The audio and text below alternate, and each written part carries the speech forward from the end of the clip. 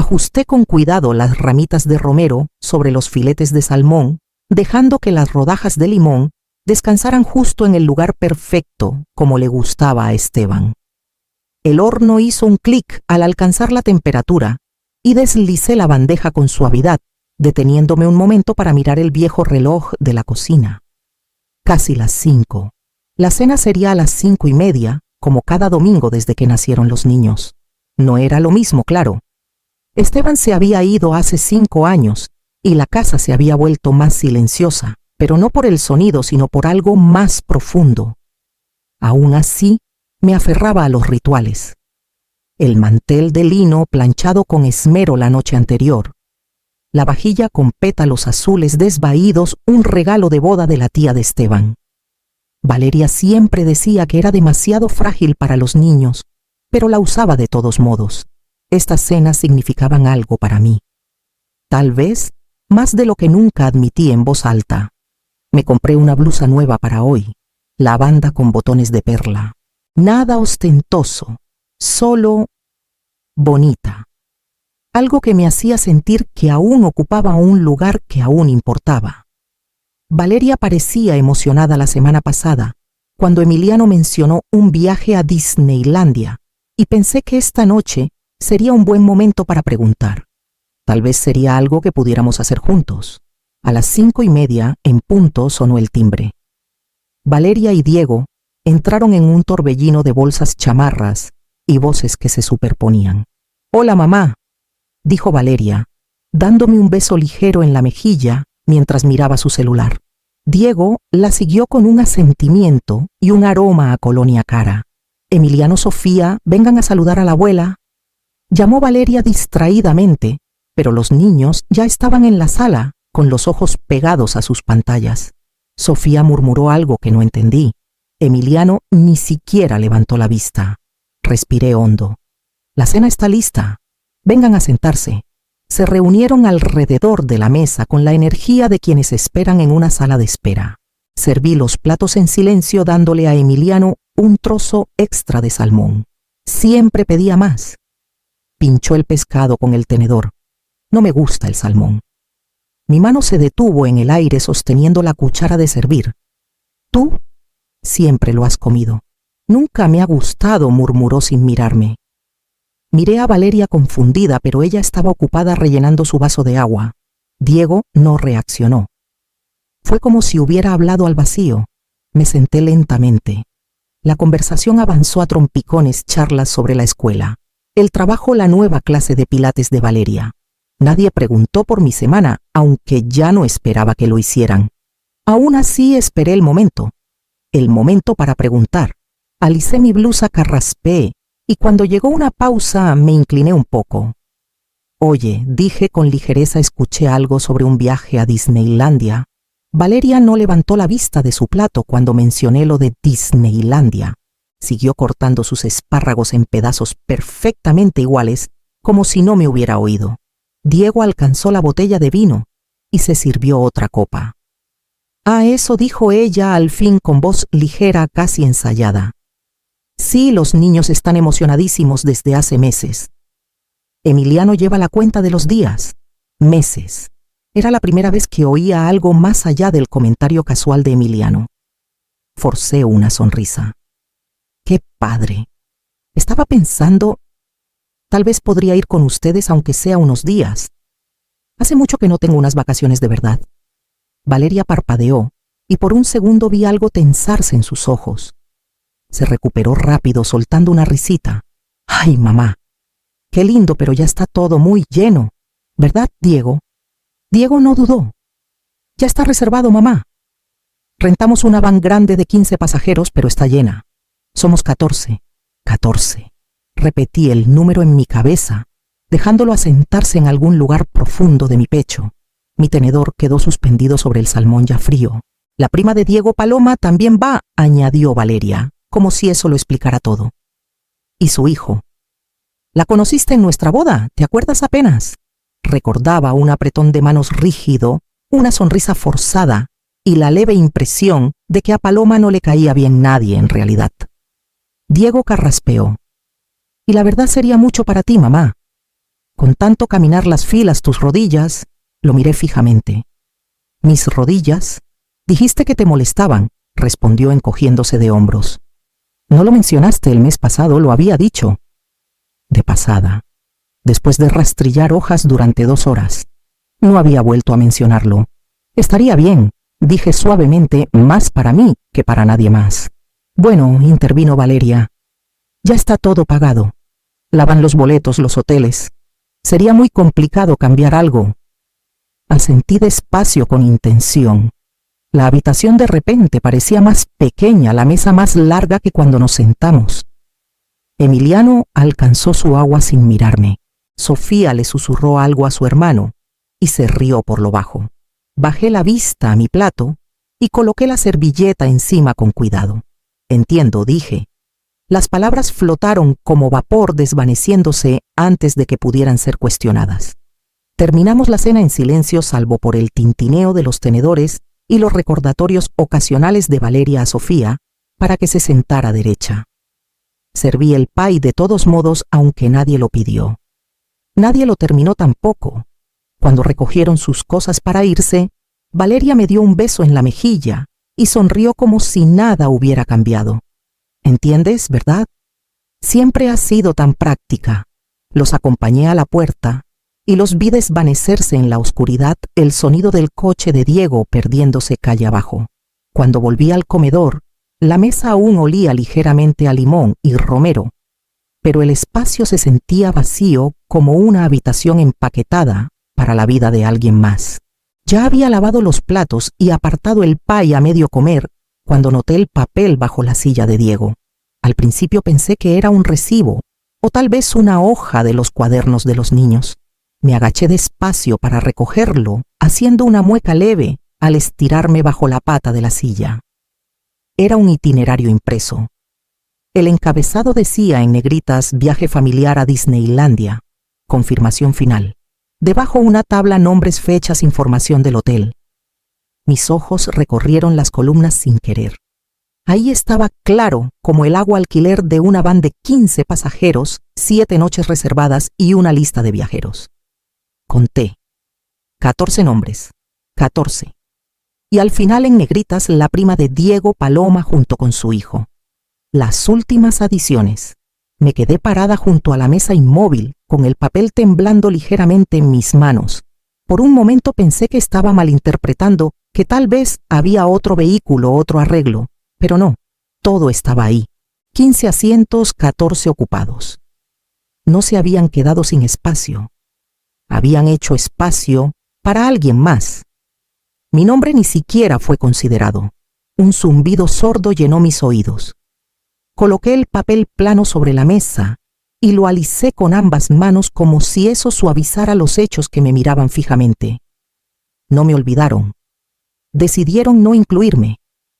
Habían decidido, como quien decide qué dejar fuera de la lista del súper, que yo no era necesaria. No me pasaron por alto. Me omitieron. Me senté despacio en la silla que Diego había dejado y miré el plato vacío donde Emiliano había jugado con su comida. Miré las migajas del pay, el vaso de vino que Valeria no terminó, las servilletas aún dobladas en triángulos. Había sido tan cuidadosa, tan callada, tan complaciente.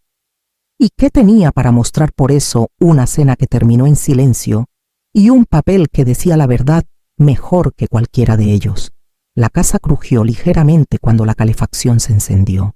Afuera el viento movía las ramas cerca de la ventana. Presioné mi palma contra el itinerario otra vez. Lo doblé una vez, 2 con precisión lenta, y lo coloqué en el centro de la mesa. Luego me recosté en la silla y miré al vacío, dejando que el silencio me rodeara hasta que un pensamiento tranquilo se alzó sobre los demás. Algo había cambiado, algo que no iba a volver atrás. El papel se quedó en la mesa toda la noche, no lo moví. No me moví mucho en realidad. En algún momento preparé una taza de té, pero la dejé enfriarse en la encimera. Vagabundeé de habitación en habitación sin buscar nada en particular, solo intentando respirar dentro del eco que comenzaba a resonar en esta casa, mi casa, la que había abierto para ellos en cada cumpleaños, cada fiesta, cada vez que necesitaban un lugar suave dónde aterrizar. Cuando el primer esposo de Valeria murió, di un paso al frente sin dudar. Emiliano tenía solo 2 años aún tambaleándose en pañales y Valeria apenas podía levantar la cabeza de la almohada. Estuve ahí cada mañana antes de que ella saliera al trabajo, cada noche hasta que él se dormía. Lo hice con gusto, sin cuestionar. Luego vinieron los fines de semana, los viajes, la petición sutil de ¿podrías quedarte con él esta noche? ¿O te importa cuidarlo mientras salimos a cenar? Y cuando nació Sofía, todo se duplicó. Biberones, pañales, llevarlos a la escuela, colectas. Hice disfraces para Halloween, horneé para las fiestas escolares, planché camisas para el día de las fotos. Les presté dinero más veces de las que puedo contar. Solo hasta el próximo cheque de Diego, decía Valeria siempre. Nunca pedí que me lo devolvieran. No quería avergonzarla. Cancelé un crucero una vez. Unas vacaciones de verdad, pagadas. Maletas listas. Valeria llamó esa mañana, dijo que Diego tenía gripa y que Emiliano tenía fiebre y no sabían qué hacer. Me quedé. Claro que me quedé. Ni siquiera lo resentí entonces. Ahora miraba a mi alrededor y me daba cuenta de algo que no me había permitido sentir. Antes había dado tanto de mí que apenas existía fuera de sus necesidades. No solo lo había permitido, les había enseñado que ese era mi papel, que nunca diría que no tenía vida propia. Me senté en la orilla del sofá y froté mis manos de pronto con frío. Tal vez lo peor no era que me dejaran fuera. Tal vez era que me había hecho invisible hace tanto tiempo que dejaron de verme por completo. Y entonces, mientras ese pensamiento se asentaba, otro lo siguió de cerca. Tal vez no necesitaba su invitación para ser vista. Tal vez no necesitaba su permiso para importar. A la mañana siguiente tomé el teléfono y marqué un número que no había usado en casi 8 años. Miré la libreta de teléfonos más tiempo del que quiero admitir, pasando números que no había marcado en años. Muchos probablemente estaban desconectados, olvidados, las personas detrás de ellos ya se habían mudado o se habían ido. Pero entonces lo vi Torres Clara, escrito con mi letra ligeramente borroneado por el tiempo. Dudé, luego tomé el teléfono y marqué antes de que pudiera arrepentirme. Sonó 4 veces. Casi colgué. Bueno, Clara, soy Mariana Salazar. Silencio, luego un jadeo de alegría. Mariana, caray, pensé que te habías ido a vivir a la luna. Una risa se me escapó antes de que pudiera detenerla. No me había dado cuenta de cuánto tiempo había pasado desde que reí en voz alta. Ha pasado un rato, dije. 8 años, respondió sin titubear. Pero, ¿quién lleva la cuenta? Sentí los años desvanecerse solo con escuchar su voz. Le conté todo. No de golpe, no todo a la vez, pero como salen las cosas cuando las has guardado demasiado tiempo. No me interrumpió, ni una vez. Y cuando terminé, hubo un silencio largo, y luego su voz llegó baja, firme. Has vivido bajo su sombra demasiado tiempo, Mariana. Ven a vivir donde de verdad brilla el sol. Sonreí. ¿Te refieres a Bahía del Sol? ¿Dónde más todavía estoy aquí? Nunca me fui. Me ofreció visitarme al día siguiente. Llevaré café y 0 prejuicios, prometió. Y ponte algo cómodo. No vas a llorar con pantalones duros. Cuando abrí la puerta al día siguiente, Clara estaba igual que la recordaba, cabello alborotado, ojos brillantes, los mismos aretes enormes que parecían hablar antes que ella. Nos sentamos en la cocina por horas tomando café, desentrañando historias viejas, tirando de hilos de recuerdos que no habían sido tocados en años. Le conté cosas que no le había dicho a nadie. Sobre Esteban. Sobre cómo aún buscaba su taza en las mañanas frías. Sobre cómo me sentía invisible últimamente, como papel tapiz que nadie nota. Clara no intentó arreglar nada. Solo escuchó. Y luego, cuando me quedé callada, extendió la mano sobre la mesa y dijo: no les debes toda tu vida. Tal vez es hora de que empieces a vivir la parte que aún es tuya. Era algo simple de decir, pero algo en mí se enganchó en esas palabras. Esa noche, cuando me acosté, el aire se sentía diferente, más ligero. como si una ventana se hubiera abierto en una habitación cerrada por mucho tiempo. Me reuní con el agente inmobiliario un martes por la mañana, mucho antes de que los vecinos estuvieran despiertos y fisgoneando. Le dije a Valeria que tenía una cita con el médico.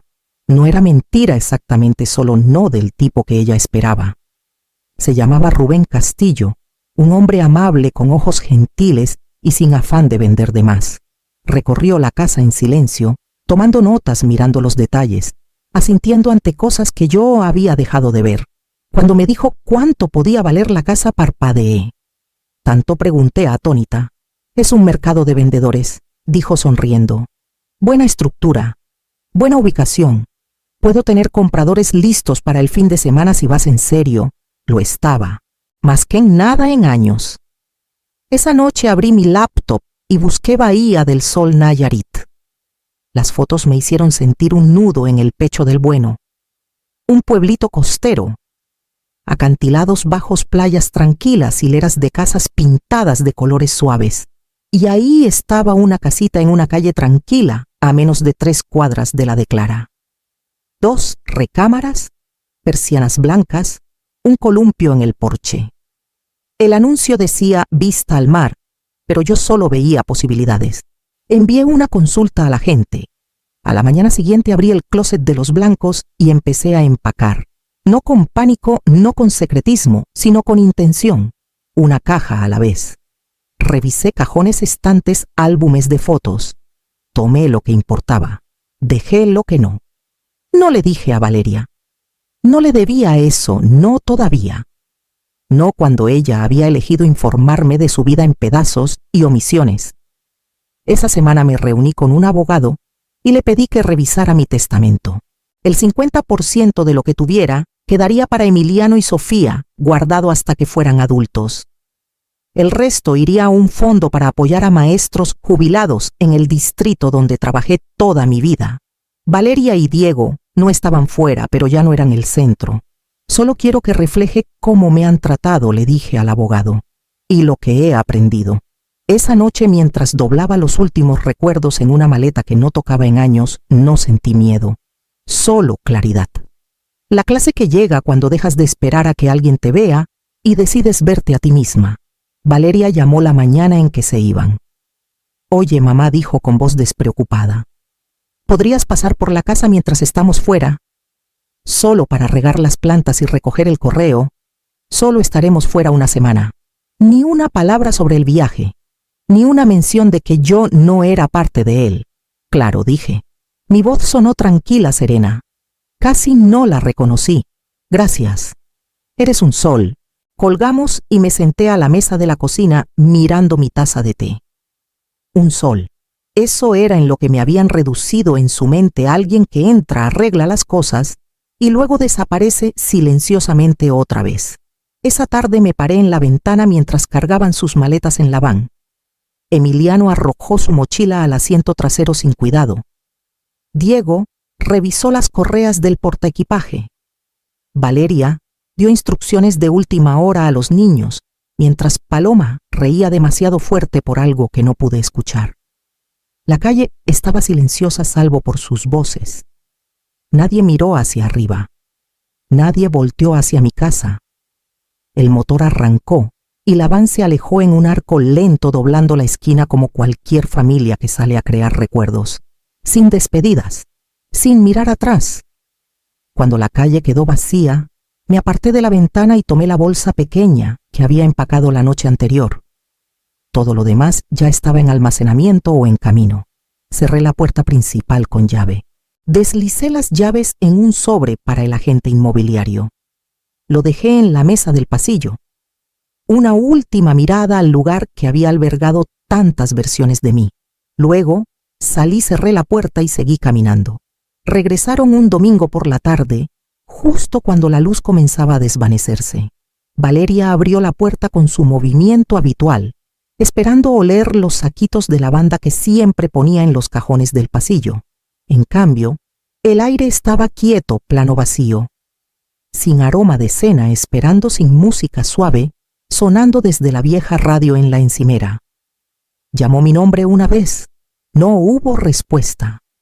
No tardaron en notar las piezas faltantes, el perchero vacío, la estantería desnuda, el eco en la sala. En la mesa del comedor había un solo sobre con mi letra. Diego lo abrió. Valeria y Diego, para cuando lean esto ya me habré ido. No por enojo, sino por claridad. Me di cuenta de que he estado viviendo al borde de sus vidas y no quiero desvanecerme silenciosamente en ese espacio.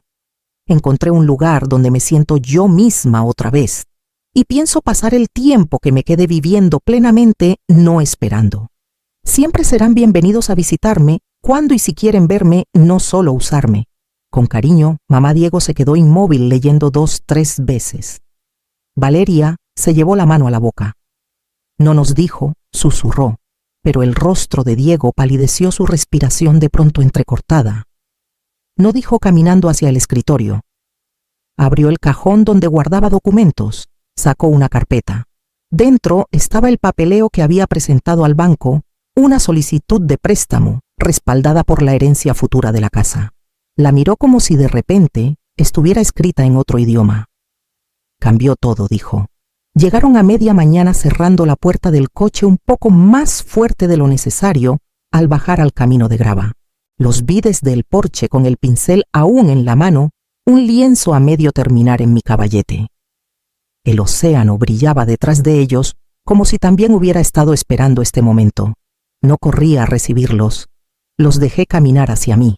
«Hola, mamá», dijo Valeria con voz insegura. «Hola», respondí limpiándome las manos con un trapo. «Pasen, voy a hacerte». Adentro nos sentamos alrededor de la mesa pequeña de la cocina con la tetera humeando entre nosotros. No ofrecí explicaciones. No pedí disculpas. Ellos sí a medias. Diego más rígido que Valeria, pero ambos claramente sacudidos. Luego vino la pregunta. ¿Los ayudaría con el préstamo? Miré a Diego a los ojos y negué con la cabeza. No, no puedo, y no lo haré. Bajó la mirada. Valeria tomó mi mano, la dejé tomarla. Son bienvenidos aquí, dije con suavidad, cuando quieran. Pero solo si vienen a verme, no por lo que pueda darles. No discutieron, solo asintieron. Nos quedamos en silencio un rato, y por primera vez en años se sintió honesto. Mis días se llenaron sin esfuerzo ahora. Mañanas en el centro comunitario para clases de pintura, tardes, leyendo a los niños en la biblioteca, caritas que se iluminaban, cuando llegaba manitas que buscaban la mía, sin dudar. Las noches a veces eran té con Clara, a veces solo una caminata por la orilla, dejando que la brisa me recordara que seguía aquí. Los vecinos pasaban de vez en cuando, atraídos por el olor de algo horneándose o el sonido de la música que flotaba desde el porche. Hospedaba sin presión, sin actuación. Pertenecía aquí, no porque lo hubiera ganado siendo útil, sino porque me había hecho espacio. Una tarde, mientras el sol se deslizaba por el horizonte y el cielo se teñía de dorado clara, y algunos otros se reunieron alrededor de la mesa del porche. Pasamos platillos, compartimos historias, reímos tan fácil que casi me sorprendí. Me recosté en mi silla con un plato caliente frente a mí, el océano murmurando justo más allá de la cerca. Nadie necesitaba nada de mí en ese momento. Solo estaban contentos de que estuviera ahí, y por primera vez entendí algo que no había entendido antes. Me dijeron que no había lugar para mí. Resulta que solo debía encontrar mi propio espacio.